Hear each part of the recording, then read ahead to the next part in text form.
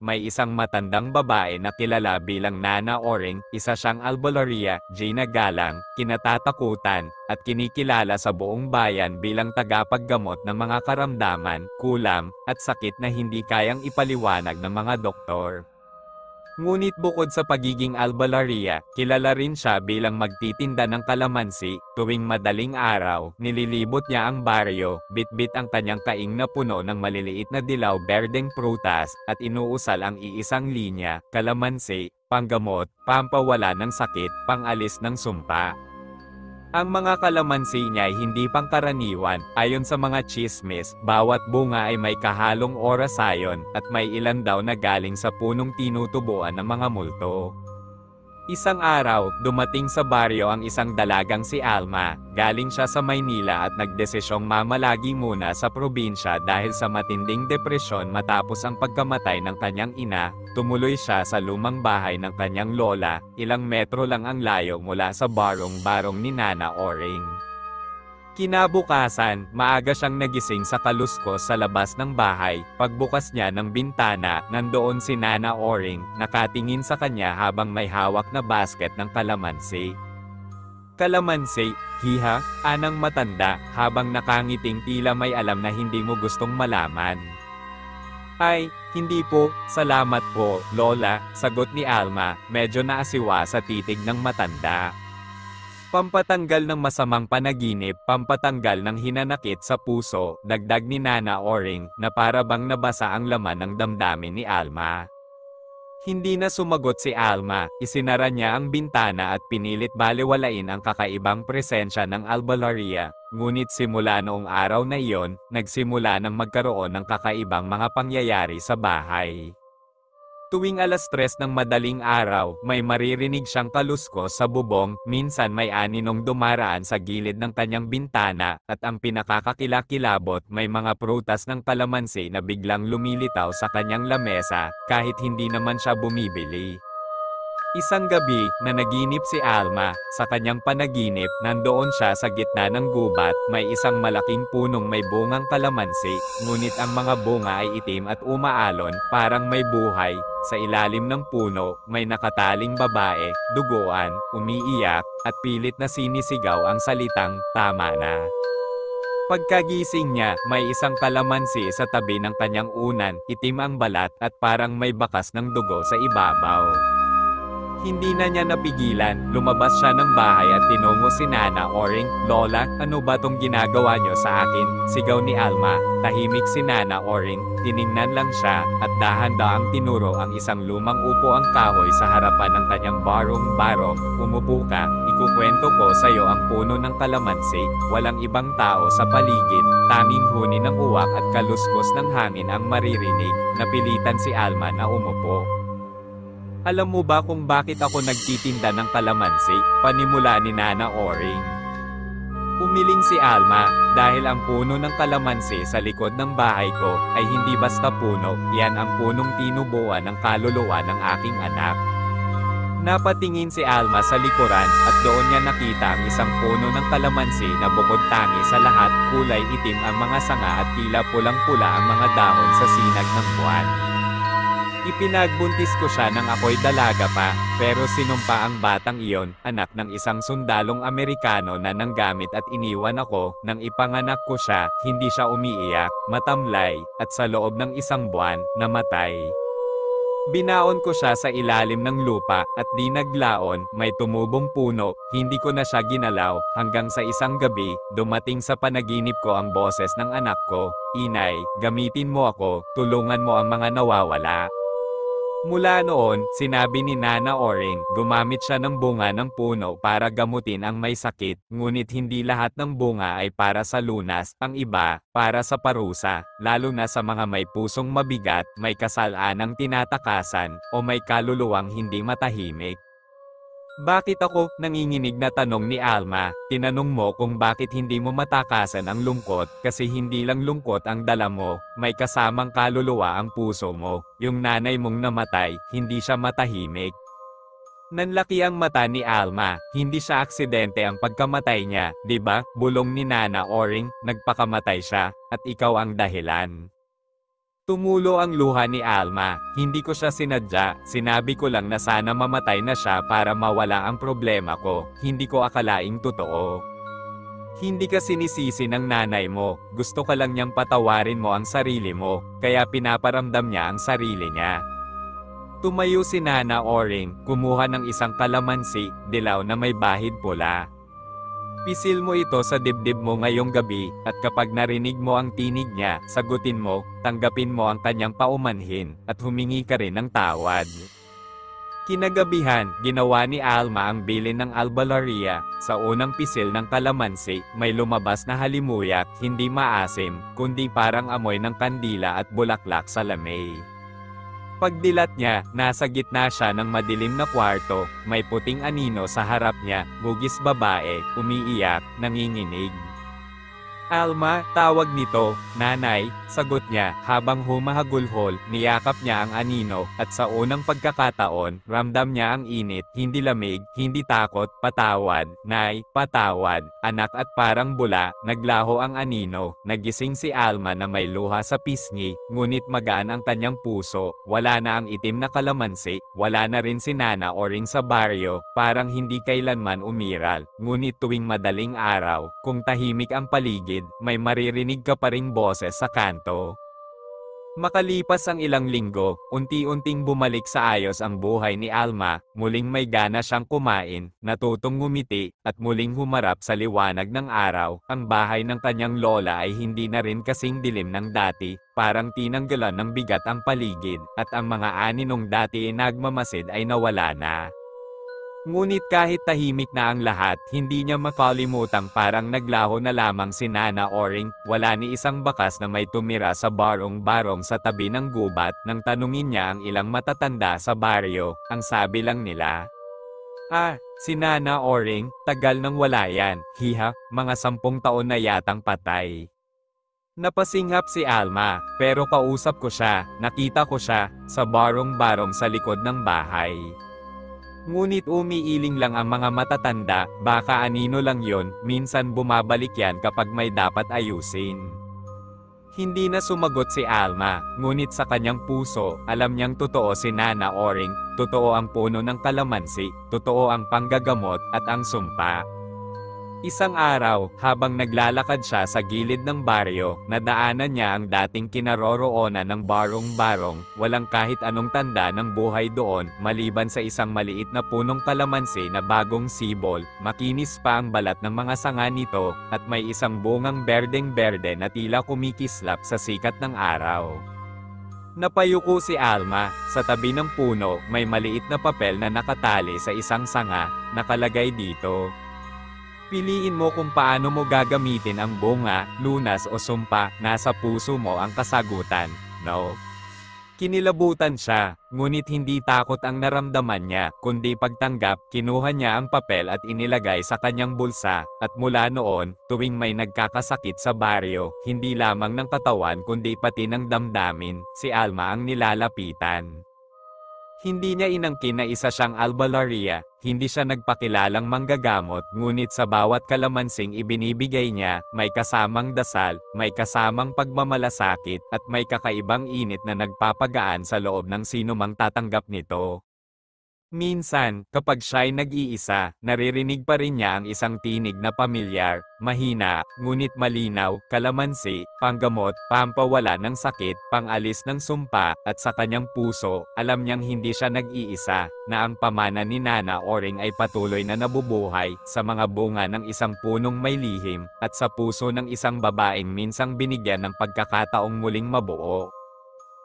Ngunit ang kapayapaang iyon ay hindi nagtagal. Isang gabi, habang umuulan ng malakas at ang hangin ay tila umuungol sa labas ng kanyang bintana, napabalikwas si Alma sa pagkakatulog, may kakaiba siyang naramdaman, parang may tumatawag sa kanya, isang bulong na halos hindi marinig, ngunit malinaw sa kanyang isipan.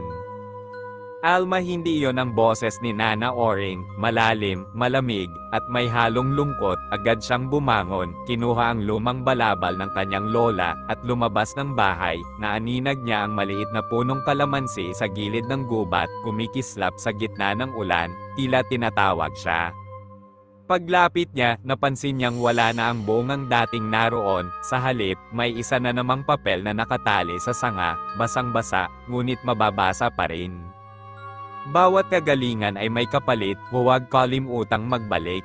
Napakunot ang noo ni Alma, hindi niya alam kung ano ang ibig sabihin nito, ngunit napatingin siya sa kanyang mga kamay. Sa unang pagkakataon, napansin niyang tuwing may nagpapagamot sa kanya gamit ang bunga ng kalamansi, unti-unting nanghihina ang kanyang katawan sa mga sumunod na araw. Akala niya ay pagod lang, ngunit iba ang pakiramdam ngayon, para bang may bahagi ng kanyang lakas na naiiwan sa bawat bunga. Kinabukasan, isang batang babae ang dinala sa kanyang bahay, nilalagnat, nanginginig, at hindi makapagsalita. Agad siyang kumuha ng isang bunga mula sa puno, ngunit habang hinahawakan niya ito, parang may mabigat na enerhiyang dumaloy sa kanyang braso, mas malakas kaysa dati. Pinagpawisan siya ng malamig, ngunit hindi siya umatras. Dinurog niya ang bunga, hinaluan ng dasal at luya, at pinainom sa bata. Pagkatapos ng ilang oras, bumuti ang lagay nito. Nakangiti na ang mga magulang habang pasalamat ng pasalamat. Ngunit si Alma, nanghihina, nanlalambot, at halos mawala ng malay. Sa kanyang pag-idlip, muli siyang dinalaw ng isang panaginip. Sa panaginip, nasa gitna siya ng gubat, nakatayo sa harap niya si Nana Oring, ngunit ang mukha nito ay balot ng lungkot. Sa tabi nito, may isang matandang lalaking hindi niya kilala, mapatla, nakasuot ng itim, at may hawak na patpat na may palamuting balat ng ahas. Ang bunga ay may lakas, ngunit may utang sa kalikasan, sabi ng lalaki, at bawat lakas na iyong ibinabahagi, may bahagi kang isinusuko. Anong ibig ninyong sabihin? Tanong ni Alma, takot at litong-lito. Ang punong iyan ay ugat ng sinaunang kasunduan, ani Nana Oring, gamitin mo ito ng may hangganan, anak, huwag mong kalimutan ang iyong sarili sa pag-aalay sa iba. Pagkagising niya, may luhang tumulo sa kanyang pisngi. Nang silipin niya ang puno ng kalamansi, napansin niyang 3 na lamang ang bunga, at sa paanan nito, may maliit na kahoy na lalagyan. Binuksan niya ito, at sa loob ay may isa na namang papel. Kapag naubos ang bunga, ikaw na ang susunod na ugat. Hindi niya alam kung takot ba o panibagong tapang ang naramdaman niya, ngunit isang bagay ang sigurado, hindi na siya basta-bastang tumutulong, kundi isang tagapangalaga ng lihim na kapangyarihang nakaugat sa kalikasan, sa dugo ng kanilang lahi, at sa pamana ng isang matandang naglaho sa ulap ng misteryo. At sa bawat pagbuhos ng ulan, sa bawat kaluskos ng dahon sa gabi, alam niyang may mga matang nagmamasid, hindi upang manakot, kundi upang paalalahanan na sa bawat lunas, sa bawat sumpa, at sa bawat desisyong kanyang ginagawa, may kapalit, at ang kapalit na iyon ay hindi laging nakikita, ngunit sa kanyang puso, sa ilalim ng balat ng kanyang palad, sa bawat patak ng katas ng kalamansi, nandoon ang lihim, at doon nagsisimula ang panibagong kabanata ng kanyang kwento.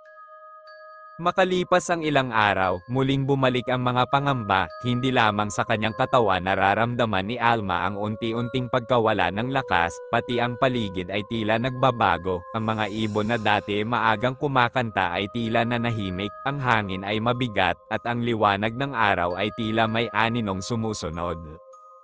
Isang gabi, isang matandang lalaki ang kumatok sa kanilang pinto. Hindi niya ito kilala, ngunit may kakaibang aura ang matanda, parang hindi siya taga rito, at parang hindi rin siya basta tao. Ikaw si Alma, anito, hindi nagtatanong kundi nag-uutos, ako ang tagapagdala ng paalala. Tahimik na pinagmasdan ni Alma ang matanda, ang kanyang mga mata ay tila alon, malalim at puno ng kasaysayan. Ang punong iyon ay bahagi ng sagradong tanikala, hindi ito para sa lahat, ginaisan mo ang lakas nito, at ngayon, ang balanse ay unti-unting nawawala. Hindi ko naman alam, mahina niyang sagot, gusto ko lang makatulong, wala akong ibang hangarin. Ang kabutihan, kapag nasobrahan, ay nagiging panganib, sagot ng matanda, at ngayon, dumarating na sila. Ang, sino? Tanong ni Alma, nanginginig ang tinig. Ngumiti ang matanda, malungkot, halos naaawa, ang mga nilalang na umaaligid sa pagitan ng liwanag at dilim, mga bantay ng sinaunang kasunduan, mga nilalang na nag-aangkin sa mga lumalabag. Muling umihip ang malamig na hangin, nang lumingon si Alma, na wala na ang matanda, ngunit sa kanyang paanan, may naiwan, isang patak ng katas ng kalamansi na tila nasusunog sa lupa. Simula noon, nagsimula siyang makakita ng mga aninong gumagalaw sa paligid. Sa tuwing gagamit siya ng bunga mula sa puno, may kasabay itong aninong sumusulpot sa likod ng mga bisita, mga hugis na hindi niya maipaliwanag, mga matang walang itim o puti, kundi purong kadiliman. Minsan, isang babae ang nagpunta upang ipagamot ang anak.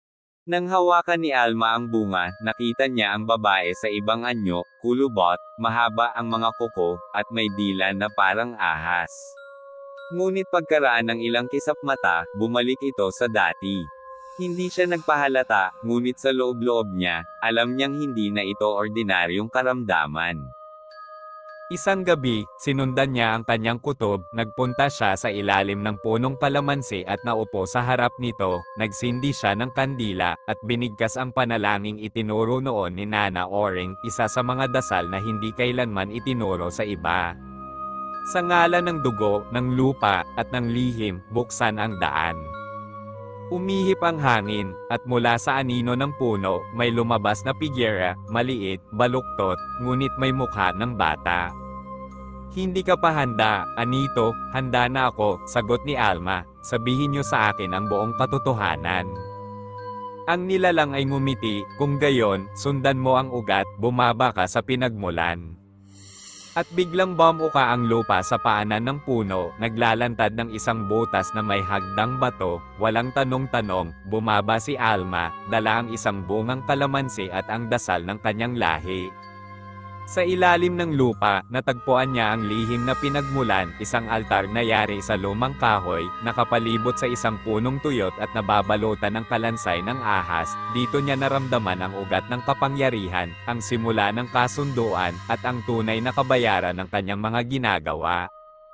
Hindi lahat ng kagalingan ay liwanag, minsan, ito ay pagdadala ng sakit ng iba, at paglimot sa sarili. Pag-akyat niya, isang bagong umaga ang sumalubong sa kanya, ngunit iba na si Alma, sa kanyang mga mata, may kaalaman ng daan-daang taon, sa kanyang palad, may marka ng ugat na hindi na mabubura.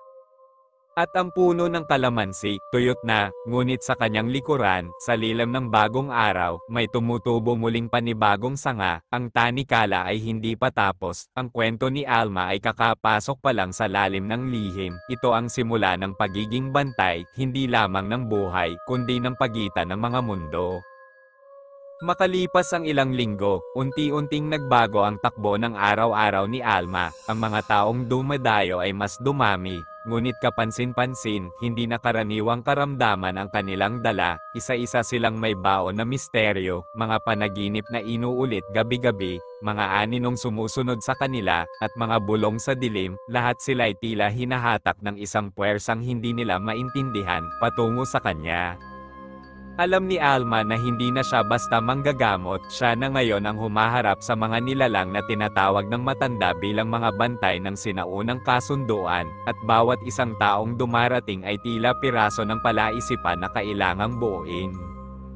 Isang gabing walang buwan, dumating ang isang batang lalaking tila ligaw, mapatla ang balat, may mga sugat ang binti, at may dala-dalang supot ng asin. Tahimik itong tumayo sa harap ng kanyang tahanan at tinitigan siya. Ako si Leo, wika nito, ako ang susi. Hindi niya alam kung bakit nangingilabot siya sa presensya ng bata, ngunit hindi siya umatras, pinatuloy niya ito, pinakain, at tinanong kung saan ito nanggaling. Wala na akong bahay, sagot ni Leo, inalis ako ng ilaw, at pinadala sa iyo ng anino. Kinabahan si Alma, ngunit alam niyang hindi ito basta-bastang bata. Habang natutulog si Leo sa isang banig sa tabi ng altar ng kanyang lola, may narinig siyang bulong mula sa hangin. Bantayan mo siya, siya ang huling selyo. Kinabukasan, sinamahan niya si Leo sa ilalim ng punong tuyot, ang bagong usbong na sanga ay lumago sa bilis na hindi likas, may maliit ng bunga ang sanggang iyon, isang bunga na kulay abo, tila yari sa abo at usok, hinawakan iyon ni Leo, at biglang lumitaw ang mga simbolo sa balat ng kanyang kamay, mga sinaunang sulat na hindi na nababasa sa panahon ngayon. Simula pa lamang ito, bulong ni Leo, ang tanikala ay hindi isa, kundi tatlo, isa sa katawan, isa sa dugo, at isa sa alaala. Nang gabing iyon, hindi na siya nakatulog, paulit-ulit niyang iniisip ang kahulugan ng mga sinabi ni Leo. Habang nakaupo sa harap ng kanyang lumang altar, napatingin siya sa isang lumang kahon, ang kahon ni Nana Oring, na hindi pa niya binubuksan mula nang pumanaw ito. Binuksan niya ito, at sa loob ay naroon ang tatlong bagay, isang lumang itak, isang piraso ng balat ng hayop na may sulat, at isang garapon ng itim na langis. Sa sulat, ganito ang nakasulat, kapag nabuksan ang unang tanikala, babalik ang mga alaala, huwag kang matakot, ang iyong katawan ay magiging daluyan, at ang dugo mo ang magiging susi.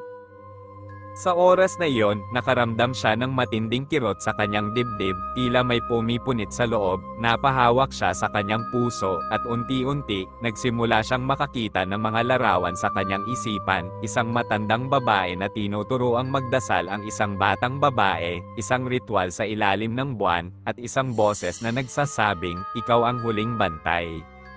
Lumipas ang mga araw, at unti-unting bumalik ang alaala ni Alma sa mga panaginip na akala niya ay kathang-isip lamang. Nakita niya ang sarili sa isang ibang panahon, ibang katawan, ngunit parehong espiritu, isa siyang albularyang mandirigma, tagapagtanggol ng hangganan ng mga mundo.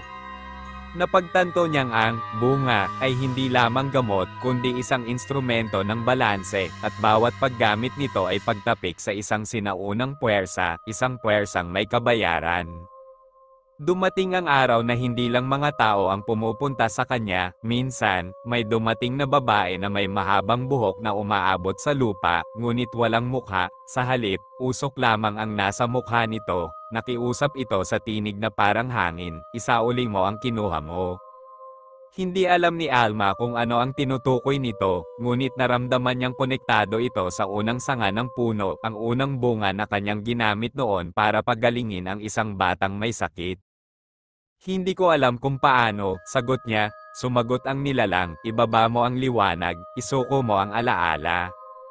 Sa gabing iyon, gumawa si Alma ng ritual na hindi pa niya kailanman sinubukang gawin, ang ritual ng paglimot. Tinuruan siya ni Leo kung paano gamitin ang itim na langis mula sa kahon ni Nana Oring, pinahid niya ito sa kanyang noo, at biglang bumalat ang dilim sa kanyang paligid. Nawala ang ingay ng paligid, nawala ang alaala ng kanyang pangalan, ng kanyang bahay, ng kanyang pagkatao. Sa kawalan, may narinig siyang isang boses. Kung tunay kang bantay, babalik ka, at bumalik siya, mas buo, mas malakas, ngunit may kapalit, hindi na niya maaalala kung sino siya bago ang ritual, ang mga alaala ng kanyang pagkabata, ng kanyang ina at ama, ay nawala, ngunit ang kaalaman ng daan-daang taon ay nanatili.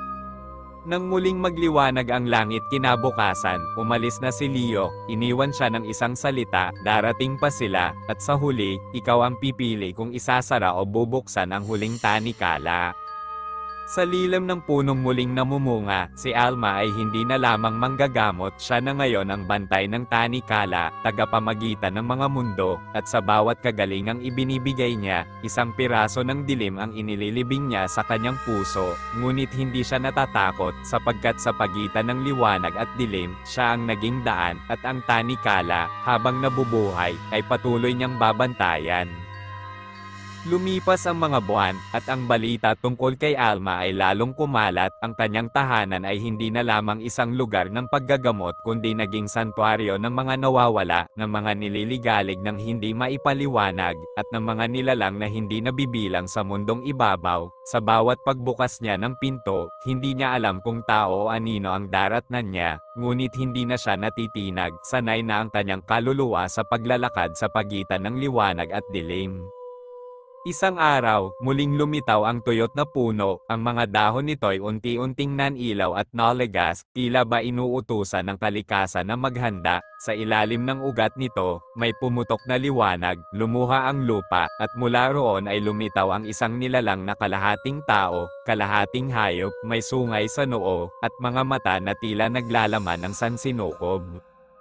Ikaw na ba ang bantay? Tanong nito sa tinig na parang nagmumula sa loob ng kuweba. Oo, sagot ni Alma, hawak ang itak ni Nana Oring at ang balat na may sulat, mga alaalang nanatili kahit wala na ang alaala ng kanyang sarili. Ikaw ang panghuli, wika ng nilalang, ang huling tanikala ay malapit ng bumitaw. Hindi umimik si Alma, sa halip, inabot niya ang garapon ng itim na langis, ngunit sa pagkakataong ito, hindi niya ito ipinahid sa kanyang katawan, ibinaon niya ito sa lupa, sa pinakapuso ng punong tuyot. Kung matatapos man ito, aniya, hindi sa paglimot, kundi sa pag-alala, hindi sa pagtakas, kundi sa pagtanggap.